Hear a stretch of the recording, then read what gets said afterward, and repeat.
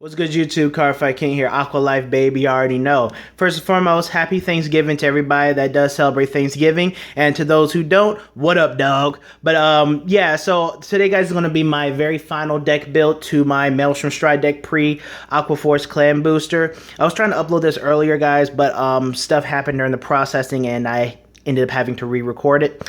But as you guys know, the Clan Booster comes out next Friday, and then, Happy New Aqua Force Day is on December 11th for us. And so with that, this deck is definitely going to go through a lot of major changes in the upcoming weeks. And so I'm not really going to be playing this deck competitively in any tournaments until I update it with the new support. But I do know that there have been some people who got in contact with me and wanted to see my final build because they might have tournaments that are going to be happening before then. They want to see probably what I would play and whatnot. So through this deck profile, I'll talk about certain cards that I would definitely try and play test and test out in the decks, before we receive our new support.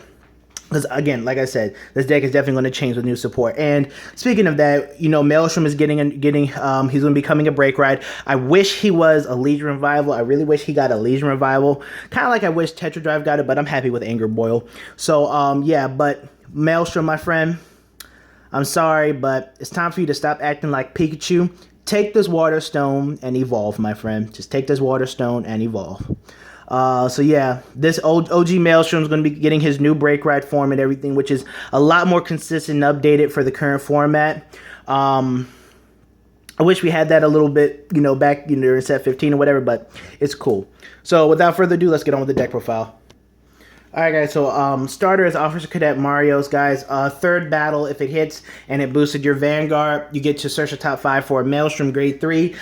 Very, very good, consistent starter. We're still going to be playing this starter when the Clan Booster arrives. Him with the new Maelstrom, you'll have the potential to search out, get one guaranteed search for a Maelstrom, but you also have the potential for him to go off and also search another one. So you have the chance to clean your deck out of 2 grade 3s. So that's break ride fodder, stride fodder, cross ride fodder, rear guards, just really good type of plussing. So definitely a great starter, very consistent for Maelstrom decks. And then obviously 4 heal triggers, got to play 4 heal. We're getting a new heal trigger, and I actually like her. I'm probably going to play 4 of her. And then for right now, guys, I'm playing 6 draw and 6 crit, obviously 4 Malika and 4 of the Maelstrom crit. I do play Supersonic Sailor, but this deck barely ever uses Counterblast. Even though I'm going to change these to Supersonic Sailor, this deck barely ever uses Counterblast like that. So, you don't have to worry about Counterblast management as much. This is probably one of the most Counterblast free Aqua Force decks that you can play right now. So definitely this lineup. I'm running 6 and 6 because this deck to me does need speed, especially for how my meta is with a lot of Gear Chronicles. We have Kagero, coming up a little bit more. Narukami is about, Narukami's getting big, and then pretty soon Link Jokers and whatnot. So this deck is going to need a lot more speed, especially in the early game with people playing the grade 2 rush. And like I've said before, trigger lineups are personal, guys. It's what you feel, what you feel comfortable with running. Like if you're running stand triggers, whatever, by all means. But for the way my meta is and everything, I want to have a higher chance of hitting these draw triggers on drive check or damage check so that I can build up advantage and see my rear guards, especially if my stuff is getting popped up. I mean, you guys saw the match video that I recorded last. My boy Black Steve, he had Vig Tribute, and now Nova Grapplers have a way of getting rid of field. So, with that happening, I need a way so I can get to my rear guards a lot faster so I can have a better ability to recover from field disruption. All right, on to grade 1. All right, guys, so for grade 1, playing your obligatory Perfect Guards. Now, we are getting a new Blue Storm Perfect Guard in the set, and so she would definitely change. That new Blue Storm Perfect Guard is really good. When you, I think it's wave 3, after it boosts, you can bounce it to your hand for a Soul Blast if you have a Maelstrom Vanguard, and you can only use the Perfect Guards, Perfect Guarding skill as long as you have a, I believe it's a Blue Storm Vanguard or Maelstrom Vanguard. So, this is going to definitely change to that. But for right now, just those perfect cards. Again, this deck is not counterblast heavy in the slightest, so no need to worry about that too much. 4 stride enablers. This deck, the deck how I have it now is more focused on being able to stride. So that's why we're running 4 stride enablers. But I'm gonna talk about another card in addition to what you could do with this lineup. 3 Hermes. Hermes is a 10k attacker for Blue Storms, just for some early game pressure, early game advantage. Pretty good when you ride into your grade 3 and you have your Rascal Sweeper column. Pretty good target for your Rascal Sweeper column, able to poke the sides and whatnot and get a little early pressure on the opponent's Vanguard. And then 2 copies of Stacia. I really like Stacia, guys. Free 9k from the back row, anything in your opponent's front row. I've talked about her a ton when I do my Thavas deck profiles. Once again, she's one of those, MVP, 6-man kind of stars. Now, there is some things I do want to show you. Now, Battle Siren Orthea. Now, I would definitely try out Battle Siren Orthea. I'd probably take out a copy of the Stride Enabler and a copy of Hermes and throw in 2 copies of Orthea. I've been playtesting with her a lot more in my Thavas deck, and she's been working out better than I had previously, thought of her usage. Now, I valued Stacia over Orthea, but Orthea definitely has been putting in a lot more work for me now that I'm starting to try and use her more aggressively, especially with Tidal Assault. When you stack a trigger on the Tidal Assault during a Lambros turn, Tidal Assault gets 3 attacks off, things like that. She has just been a blessing that I've never, tried to incorporate into my deck, as I am doing right now. So I would definitely try and incorporate at least 2 copies of her, if not more, in your Maelstrom deck, pre-clan booster. Obviously, when the clan booster comes out, we're probably going to be playing, 3 to 4 copies of the Battle Princess Theta, Blue Storm Battle Princess Theta, who is a permanent 9k attacker as long as you have a Maelstrom grade 3. But on wave 2, she becomes a 12k attacker. So she's the perfect target to place in the Rascal Sweeper column. They're actually giving us support to tutor to our Rascal Sweeper columns, which is very, very good. So let's get into grade 2, speaking of Rascal Sweeper. Alright guys, so for grade 2s, like I said before, 4 copies of Rascal Sweeper, updated Basil, 11k Basil, as long as we have a Maelstrom grade 3, definitely a staple at 4 in this deck. Another card I feel to be a staple in this deck is Tidal Assault. Free, it's very free, getting to the 4th battle. Sometimes it's not about, if the attack hits or not, it's about getting to that 4th battle so we can actually do things. Like I said, this deck requires a lot of Vanguard to rear guard interaction, leaning on the shoulder of your brother. And so Tidal Assault is one of those cards that you could definitely lean on to get you to that 4th battle so that our Vanguards can actually do something. And then for right now, I'm running 4 copies of the 12k attacker. The reason why I'm running 4 copies of 12k attacker, guys, is just another thing. I'm tutoring to my Rascal Sweeper column. So this deck is definitely focused on helping you get your Rascal Sweeper column, to be more live, especially when the clan booster comes out and we get Theta. Rascal Sweeper column is your main 4th battle enabler. He's your main switcher. So we're gonna swing for 11 here. Then you have a 12k attacker who can swing, poke at the front row or poke at the Vanguard. So we're forcing out an intercept, a card out of their hand, or putting a damage on board. Very, very good. So that's why I was running him, especially in early game. Still good for making, clutch 19k columns, and great on the Lambros restand play. And like I said before, Rascal Sweeper is such an important card to the deck. And in this meta, when your opponent sees Rascal Sweeper on the field, this is one of the #1 cards that they try to get rid of, because they know that he has his self-protection method of being able to hide in the back row after poking at the opponent's Vanguard. Just a very, very, very good card. All right, on to grade 3.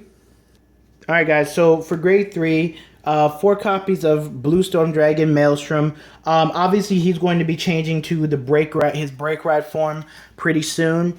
But we run him because right now, for me, I'm focusing on getting that cross ride off. That 13k defense is so essential, especially to this meta. Forcing, again, like I always say with cross rides, forcing people to make better columns. If they're sitting there making 17k and lower columns, and you're on a cross-ridden Vanguard, your 5ks turn to 10s, your 10s turn into 15s, things like that. So definitely good to get that cross ride off. But he's also not bad early game. If your opponent pushes you to 4, go ahead and ride into him. You're able to hit the 4th battle. You can limit break on them, get your initial plus, and build up some good, a really good amount of advantage. But if you're pushed to 4, then you're in some kind of trouble, I would generally assume. 3 copies of Maelstrom Reverse. I'm going to definitely be bumping him up to 4 copies. To me, he is my favorite Maelstrom card. I really like him. He pretty much, again, guys, if on the 4th battle of the turn when he attacks you, lock a standing, Caramels 1, lock a standing rear guard. He gains 5,000 and an extra crit. So if he hits, your opponent's taking 2 damage. If he doesn't hit, you get to draw a card and pick one of their rear guards and kill it off.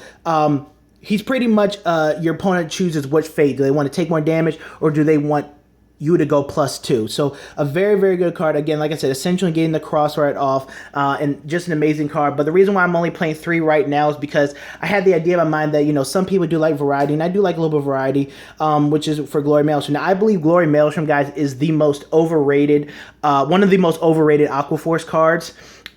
Just because a lot of people say, oh, you have the Glory Maelstrom, you have the crit trigger, when you break ride on Maelstrom, you have the unblockable attack. Well, the unblockable attack is great and all if your opponent's at 5 damage, so they have no choice but to take that 6 damage, and you hope to God that they don't heal on 6. But if your opponent is at 4 damage or less, they're going to no guard that, and then you're going to have to rely on hitting a crit trigger, and relying on hitting triggers is not the way that you want to play, because that is not, to me, that's not skilled. It's just relying on, yes, if you're going to sack somebody or not. That's not really skilled. That's just relying on luck, how it is. So that's why I think he's a bit overrated, because, again, even if you have the crit trigger and the break right, you still have to find a way to get to the 4th battle of the turn so you can have that unblockable attack, so to speak. But again, he's still nice. If you ride him, you're not getting to the 4th battle swing, you're at 5 damage. Now, if you're at 5 damage and you break ride or whatever it is, then you're already in some type of trouble. Your back is against the wall.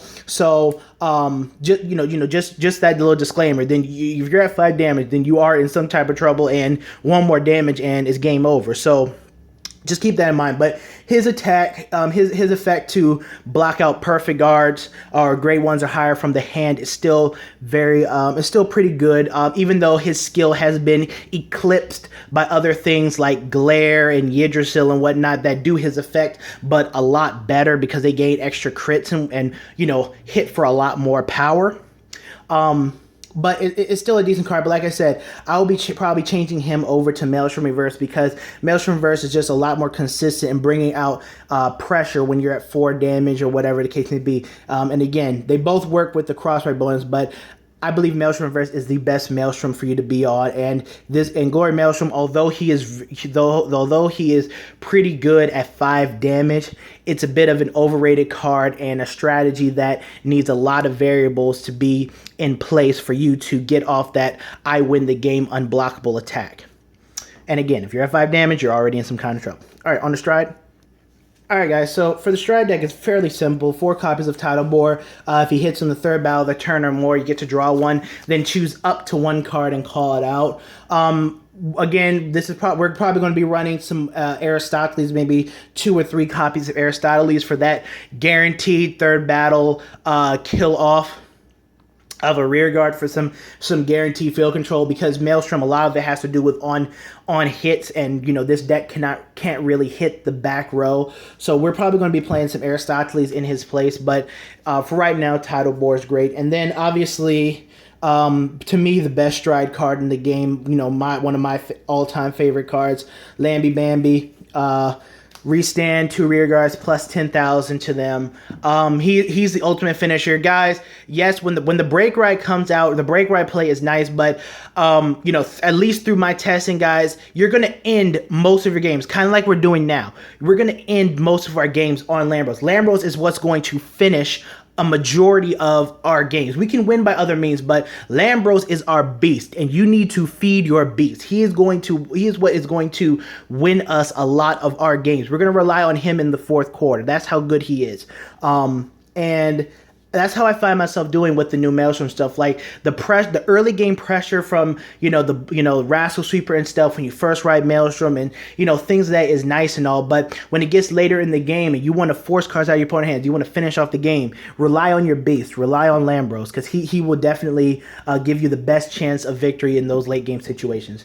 But all right, this the deck profile, guys. Hope you guys enjoyed it. Definitely like, comment, subscribe, and look to more videos coming out. Happy New Aqua Force Day is soon, guys. Happy Thanksgiving, and we're out.